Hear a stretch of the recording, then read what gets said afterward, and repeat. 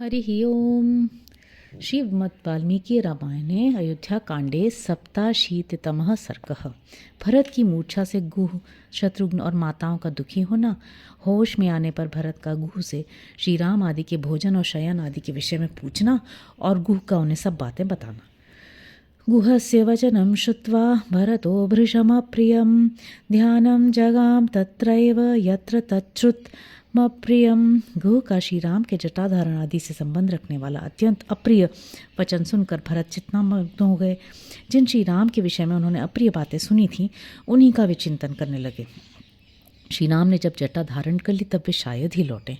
सुकुमारो महासत्व सिंहकंधो महाभुजः पुंडरीक विशालाक्षस्तरुणः प्रियदर्शनः प्रत्वाश्वस्य मुहूर्तं तु कालं परमदुर्मनाः ससाद सहसा त्रोतैर्हृति विद्ध इव द्विपः। भरत सुकुमार होने के साथ ही महान बलशाली थे। उनके कंधे सिंह के समान थे, भुजाएं बड़ी बड़ी और नेत्र विकसित कमल के सदृश सुंदर थे। उनकी अवस्था तरुण थी और वे देखने में बड़े मनोरम थे।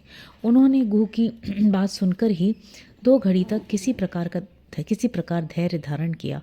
फिर उनके मन में बहुत दुख हुआ। वे अंकुश से वित्त हुए हाथी के समान अत्यंत व्यथित होकर सहसा दुख से शिथिल एवं मूर्छित हो गए। भरतं मूर्छितं दृष्ट्वा विवर्ण वदनो गुह बभूव व्यथितस्तत्र भूमिकंपे यथा द्रुमः। भरत को मूर्छित हुआ देख गुह के चेहरे का रंग उड़ गया। वह भूकंप के समय मथित हुए वृक्ष की भांति वहां व्यथित हो उठा।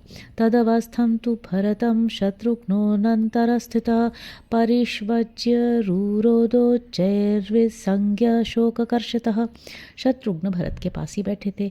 वे उनकी वैसी अवस्था देख उन्हें हृदय से लगाकर जोर जोर से रोने लगे और शोक से पीड़ित होकर अपनी सुध बुध खो बैठे। ततः सर्वा समापेतुर्मातरो भरतस्य ताः उपवासकृशादीना भर्तव्यसनकर्षता। तदनंतर भरत की सभी माताएं वहां पहुंची। वे पति वियोग के दुख से दुखी उपवास करने के कारण दुर्बल और दीन लग रही थीं। ताश्च तं पतितं भूमौ रुदत्यः पर्यवारयन् कौसल्यात्वनुसृत्यैनं दुर्मनाः परिषस्वजे। भूमि पर पड़े हुए भरत को उन्होंने चारों ओर से घेर लिया और सबकी सब रोने लगी। कौसल्या का हृदय तो दुख से और भी कातर हो उठा। उन्होंने भरत के पास जाकर अपनी गोद में चिपका लिया। वत्सला स्वं यथा वत्समुपगुह्य तपस्विनी परिपप्रच्छ भरतं रुदती शोकलालसा। जैसे वत्सला गौ अपने बछड़े को गले से लगाकर चाटती है, उसी तरह शोक से व्याकुल हुई तपस्विनी कौसल्या ने भरत को गोद में लेकर रोते रोते पूछा, पुत्र व्याधिर्न ते कच्चिच्छरीरं प्रतिबाधते अस्य राजकुल स्यात्य त्वदधीनं हि जीवितम्। बेटा, तुम्हारे शरीर को कोई रोग तो नहीं कष्ट दे रहा? अब इस राजवंश का जीवन तुम्हारे ही अधीन है। त्वां दृष्ट्वा पुत्र जीवामि रामे सभ्रातके गते वृत्ते दशरथे रागी नाथ एकस्वमद्यनः। वत्स, मैं तुम्ही को देखकर जी रही हूँ। श्री राम लक्ष्मण के साथ वन में चले गए हैं और महाराज दशरथ स्वर्गवासी हो गए हैं। अब एकमात्र तुम ही हम लोगों के रक्षक हो। कच्चिन्न लक्ष्मणे पुत्र श्रुतं ते किंचिदप्रियं पुत्रे वाह्योक पुत्राया सभार्ये वनं गते। बेटा, सच बताओ, तुमने लक्ष्मण के संबंध में अथवा मुझ एक ही पुत्र वाली माँ के बेटे वन में सीता सहित गए हुए श्री राम के विषय में कोई अप्रिय बात तो नहीं सुनी है? समुहूर्तं समाश्वस्य रुदन्नेव महायशाः कौसल्यां परिसान्त्येतं गुहं वचनमब्रवीत्। 2 ही घड़ी में जब महायशस्वी भरत का चित्त स्वस्थ हुआ तब उन्होंने रोते रोते ही कौसल्या को सांत्वना दी और कहा, माँ घबराओ मत, मैंने कोई अप्रिय बात नहीं सुनी। फिर निषाद राजगुरु से इस प्रकार पूछा, भ्राता मे क्वावसत् रात्रौ क्व सीता क्व च लक्ष्मणः स्वत्पच्छयेन्यने कस्मिन् किं भुक्त्वा गृह शंसमे। गुह, उस दिन रात में मेरे भाई श्री राम कहाँ ठहरे थे, सीता कहाँ थी और लक्ष्मण कहाँ रहे, उन्होंने क्या भोजन करके कैसे बिछौने पर शयन किया था, ये सब बातें मुझे बताओ। सोब्रवीद भरतं हृष्टो निषादाधिपतिर्गुह यद्विधं पर प्रतिपेदे च रामे प्रियहिते तिथौ। ये प्रश्न सुनकर निषाद राज गुह बहुत प्रसन्न हुआ और उसने अपने प्रिय एवं हितकारी अतिथि श्री राम के आने पर उनके प्रति जैसा बर्ताव किया था वह सब बताते हुए भरत से कहा। अन्नमुच्चावचं भक्ष्याः फलानि विविधानि च रामायाभ्यवहारार्थं बहुशोपश्रुतं मया। मैंने भांति भांति के अन्न, अनेक प्रकार के खाद्य पदार्थ और कई तरह के फल श्री रामचंद्र जी के पास भोजन के लिए प्रचुर मात्रा में पहुँचाए। तत्सर्वं प्रत्यनुज्ञासीत् राम सत्यपराक्रमः न हि तत् प्रत्यगृह्यत सत्क्षत्रधर्ममनुस्मरन्। सत्य पराक्रमी श्री राम ने मेरी दी हुई सब वस्तुएं स्वीकार तो की, किंतु क्षत्रिय धर्म का स्मरण करते हुए उन्होंने ग्रहण नहीं किया, मुझे आदरपूर्वक लौटा दिया। न ह्यस्माभिः प्रतिग्राह्यं सखे देयन्तु सर्वदा इति तेन वयं सर्वे अनुनीता महात्मना। फिर उन महात्मा ने हम सब लोगों को समझाते हुए कहा, सखे हम जैसे क्षत्रियों को किसी से कुछ नहीं लेना चाहिए, अपितु सदा देना ही चाहिए। लक्ष्मणेन यदा नीतं पीतं वारि महात्मना औपवास्यं तदाकार्षीत् राघवः सह सीतया। सीता सहित श्री राम ने उस रात में उपवास ही किया। लक्ष्मण जो जल ले आए थे केवल उसी को उन महात्मा ने पिया। ततस्तु जलशेषेण लक्ष्मणोऽप्यकरोत् तदा वाग्यतास्ते त्रयः संध्यां समुपासन्त संहिताः। उनके पीने से बचा हुआ जल लक्ष्मण ने ग्रहण किया। इन तीनों ने मौन एवं एकाग्रचित होकर संध्योपासना की थी। सौमित्रिस्तु ततः पश्चात् करोत् स्वास्तरं शुभं स्वयमानीय ब्रह्मर् बर्हिषि क्षिप्रम रागम कारणात्। तदनंतर लक्ष्मण ने स्वयं कुश लाकर श्री रामचंद्र जी के लिए शीघ्र सुंदर बिछौना बिछाया। तस्मिन् समाविशत् राम स्वस्वास्तरे सह सीतया प्रक्षाल्य च तयोः पादौ व्यपाक्रामत स लक्ष्मणः। उस सुंदर बिस्तर पर जब सीता के साथ श्री राम विराजमान हुए तब लक्ष्मण उन दोनों के चरण पखार कर वहां से दूर हट गए। एतत्तदिङ्गुदीमूलमिदमेव च तत्तृणं यस्मिन् रामश्च सीता च रात्रिं तां शयिता बुभौ। यही वह इंगुदी वृक्ष की जड़ है और यही वह तृण है जहाँ श्री राम और सीता दोनों ने रात्रि में शयन किया था। नियम्य पृष्ठे तु तलाङ्गुलित्रवान् शरैः सुपूर्णा विशुद्धि परन्तप महद्भनु सज्जमुपोह्य लक्ष्मणो निशामतिष्ठत् परितोष्य। केवलम शत्रु संतापी लक्ष्मण अपनी पीठ पर बाणों से भरे दो तरकस बांधे, दोनों हाथों की अंगुलियों में दस्ताने पहने और महान धनुष चढ़ाए श्री राम के चारों ओर घूमकर केवल पहरा देते हुए रात भर खड़े रहे। ततस्त्वहं चोत्तम बाणचापभृत् स्थितो भवं तत्र स यत्र लक्ष्मणः अतन्द्रितैर्ज्ञातिभिरात् कार्मुकैर्महेन्द्रकल्पं परिपालयंस्तदा। तदनंतर मैं भी उत्तम बाण और धनुष लेकर वहां खड़ा हुआ जहां लक्ष्मण थे। उस समय अपने बंधु बांधवों के साथ जो निद्रा और आलस्य का त्याग करके धनुष बाण लिए सदा सावधान रहे, मैं देवराज इंद्र के समान तेजस्वी श्री राम की रक्षा करता रहा। इतिहासे श्रीमद् रामायणे वाल्मीकि आदि काव्य अयोध्या कांडे सप्ताशीतितमः सर्ग। इस प्रकार श्री वाल्मीकि निर्मित आर्ष रामायण आदि काव्य के अयोध्या कांड में 87वां सर्ग पूरा हुआ। ओम श्रीमद् वाल्मीकि रामायणे अयोध्या कांडे अष्टाशीतितमः सर्गः। श्री राम की कुशशय्या देखकर भरत का शोकपूर्ण उद्गार और स्वयं भी वल्कल और जटा धारण करके वन में रहने का विचार प्रकट करना। तच्छ्रुत्वा निपुणं सर्वं भरतः सह मन्त्रिभिः इंगुदीमूलमागम्य रामशय्यामवैक्षत। निषाद राज की सारी बातें ध्यान से सुनकर मंत्रियों सहित भरत ने इंगुदी वृक्ष की जड़ के पास जाकर श्री राम जी की शैया का निरीक्षण किया। अब्रवीज्जननी सर्वा इह तस्य महात्मनः शर्वरीशयिता भूमा विदमस्य विमर्दितम्। फिर उन्होंने समस्त माताओं से कहा, यही महात्मा श्री राम ने भूमि पर शयन करके रात्रि व्यतीत की थी। यही वह कुश समूह है जो उनके अंगों से विमर्दित हुआ था। महाराज कुलीनेन महाभागेन धीमता जातो दशरथे नौर्व्यान् रामस्व तुमर्हति। महाराजों के कुल में उत्पन्न हुए परम बुद्धिमान महाभाग राजा दशरथ ने जिन्हें जन्म दिया है वे श्री राम इस तरह भूमि पर शयन करने के योग्य नहीं हैं। अजिनोत्तर संस्तीर्णे वरास्तरण संचये शयित्वा पुरुष व्याघ्र क्रथम शेते महीतले। जो पुरुष सिंह श्री राम मुलायम मृगचर्म की विशेष चादर से ढके हुए तथा अच्छे अच्छे बिछौनों के समूह से सजे हुए पलंग पर सदा सोते आए हैं, वे इस समय पृथ्वी पर कैसे शयन करते होंगे। प्रासादाग्र विमानेषु बलवेष्विषु च सर्वदा हैमराजत भौमेषु वरास्तरणशालिषु पुष्यसञ्चयचित्रेषु चन्दनागुरुगन्धिषु पाण्डुराभ्रप्रकाशेषु शुकसङ्घरुतेषु च प्रासादवरवर्येषु शीतवत्सु सुगन्धिषु उषित्वा मेरुकल्पेषु कृतकाञ्चनभित्तिषु। जो सदा विमानाकार प्रासादों के श्रेष्ठ भवनों और अट्टालिकाओं में सोते आए हैं तथा जिनकी फर्श सोने और चांदी की बनी हुई है, जो अच्छे बिछौने से सुशोभित हैं, पुष्पराशि से विभूषित होने के कारण जिनकी विचित्र शोभा होती है, जिनमें चंदन और अगुरु की सुगंध फैली रहती है, जो श्वेत बादलों के समान उज्ज्वल कांति धारण करते हैं, जिनमें शुक समूहों का कलरव होता रहता है, जो शीतल हैं एवं कपूर आदि की सुगंध से व्याप्त होते हैं, जिनकी दीवारों पर सुवर्ण का काम किया गया है तथा जो ऊंचाई में मेरु पर्वत के समान जान पड़ते हैं, ऐसे सर्वोत्तम राजमहलों में जो निवास कर चुके हैं, वे श्रीराम वन में पृथ्वी पर कैसे सोते होंगे। गीतवादित्र निर्घोषैर्परा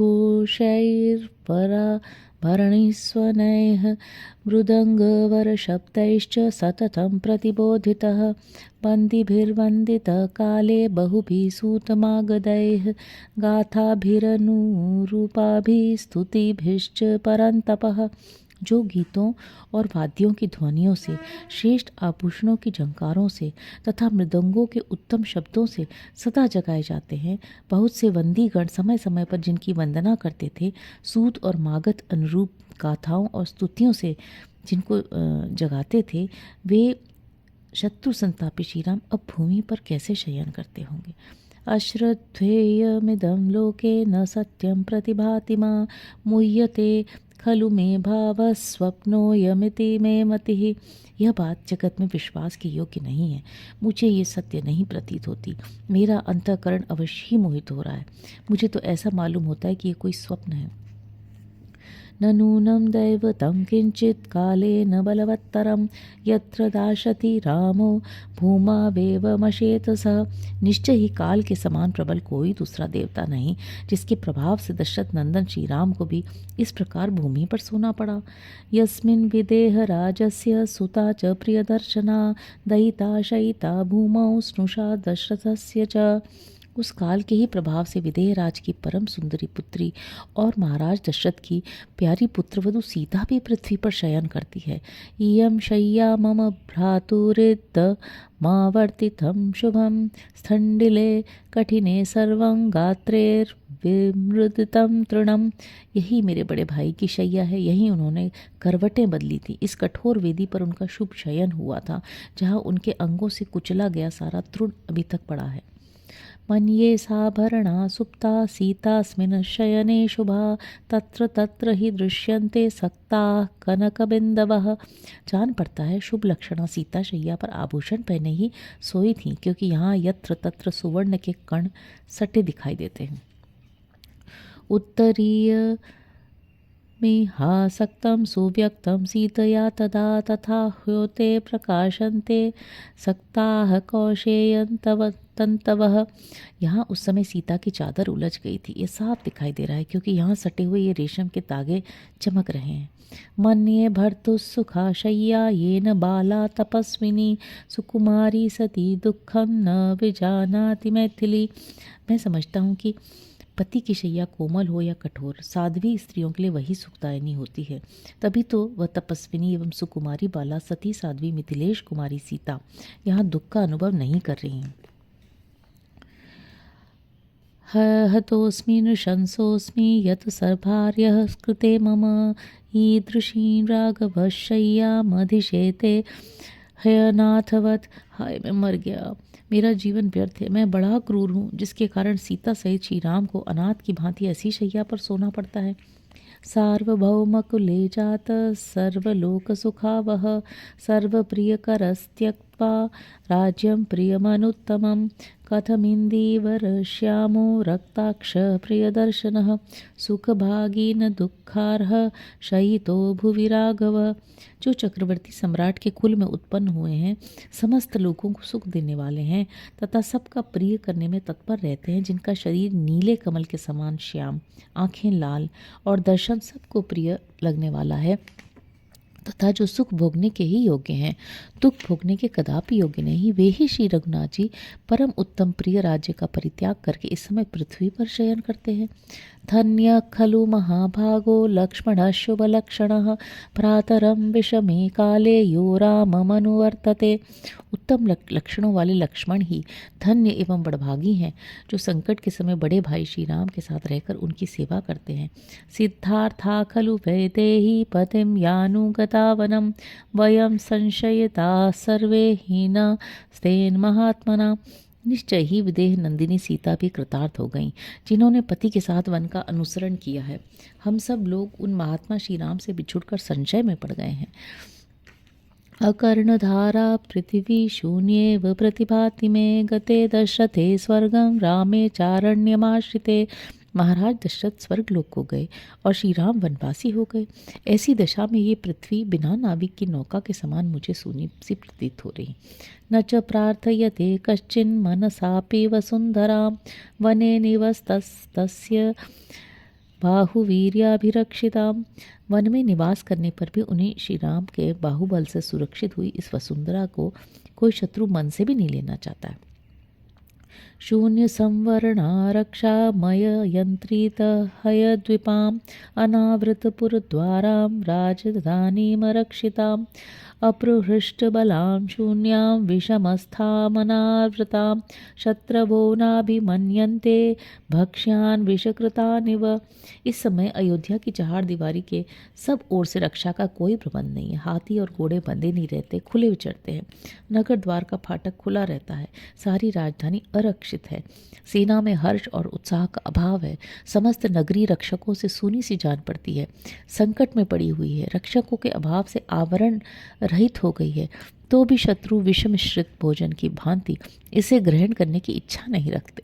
श्री राम के बाहुबल से ही इसकी इच्छा हो रही है, रक्षा हो रही है। अद्य प्रभृति भूमौ तु शयिष्येऽहं तृणेषु वा फलमूलाशनो नित्यं जटा चीराणि धारयन्। आज से मैं भी पृथ्वी पर अथवा तिनको पर ही सोऊंगा, फल मूल का ही भोजन करूंगा और सदा वल्कल वस्त्र और जटा धारण किए रहूंगा। तस्याहमुत्तरं कालं निपत्स्यामि सुखं वने तत्प्रतिश्रुत मार्यस्य नैव मिथ्या भविष्यति। वनवास के जितने दिन बाकी हैं उतने दिनों तक मैं ही वहाँ सुखपूर्वक निवास करूंगा। ऐसे होने से आर्य श्री राम की हुई प्रतिज्ञा झूठी नहीं होगी। वसंतं भ्रातुरर्थाय शत्रुघ्नो मानुवस्त्यसि लक्ष्मणेन सहायोध्या मार्यो में पालयिष्यति। भाई के लिए वन में निवास करते समय शत्रुघ्न मेरे साथ रहेंगे और मेरे बड़े भाई श्री राम लक्ष्मण को साथ लेकर अयोध्या का पालन करेंगे। अभिषेक्ष्यन्ति काकुत्समयोध्यायां द्विजातयः अपि मे देवता कुर्युरिमं सत्यं मनोरथम। अयोध्या में ब्राह्मण लोग ककुत्स कुलभूषण श्री राम का अभिषेक करेंगे। क्या मेरे देवता मेरे इस मनोरथ को सत्य करेंगे? प्रसाद्यमानः शिरसा मया स्वयं रहुपकारं यदि न प्रपत्स्यते ततो नुवत्स्यामि चिराय राघवं वने चरं नार्हति मामुपेक्षितुम। मैं उनके चरणों पर मस्तक रखकर उन्हें मनाने की चेष्टा करूंगा। यदि मेरे बहुत कहने पर भी वे लौटने को राजी न होंगे तो उन वनवासी श्री राम के साथ मैं भी दीर्घकाल तक यहीं निवास करूंगा। वे मेरी उपेक्षा नहीं करेंगे। इतिहासे श्रीमद् रामायणे वाल्मीकि आदि काव्य अयोध्या कांडे 88तमः सर्ग। इस प्रकार श्री वाल्मीकि निर्मित आर्ष रामायण आदि काव्य के अयोध्या कांड में 88वां सर्ग पूरा हुआ। हरि ओम।